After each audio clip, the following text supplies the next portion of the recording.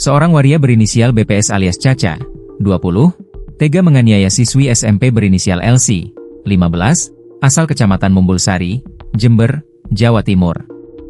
Insiden penganiayaan itu terjadi di kamar kos Caca di Jalan Pierre Tendean, Kelurahan Karangrejo, Kecamatan Sumbersari, Jember, pada Sabtu malam, 27 September 2025. Akibat kejadian itu, korban LC harus dilarikan ke rumah sakit demi mendapatkan perawatan.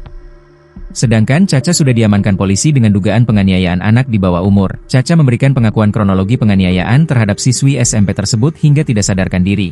Kejadian bermula ketika Caca datang bersama korban di kamar kos. Itu, dengan membawa pacar masing-masing untuk pesta minuman keras. Awalnya minum arak, habis itu minum alkohol habis 2 botol.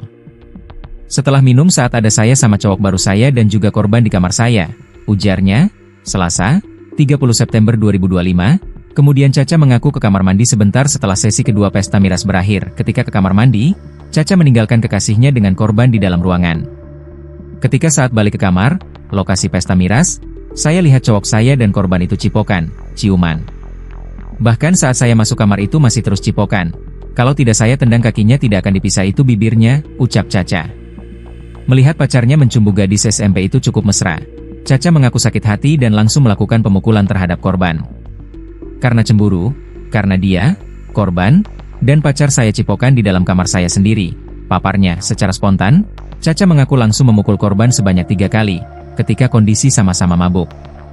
Saya pukul 3 kali, di bagian pipi dan pelipis mata, ungkapnya Kapolsek Sumbersari, Kompol Suhartanto, mengonfirmasi penganiayaan terhadap anak di bawah umur tersebut. Kompol Suhartanto juga mengatakan bahwa insiden penganiayaan itu terjadi di kamar kos Caca di Jalan Pierre Tendean, Kelurahan Karangrejo, Kecamatan Sumbersari, Jember, pada Sabtu malam, 27 September 2025. Cekcok antara waria dengan penghuni kos membuat lalu lintas di Jalan Pierre Tendean menjadi tersendat.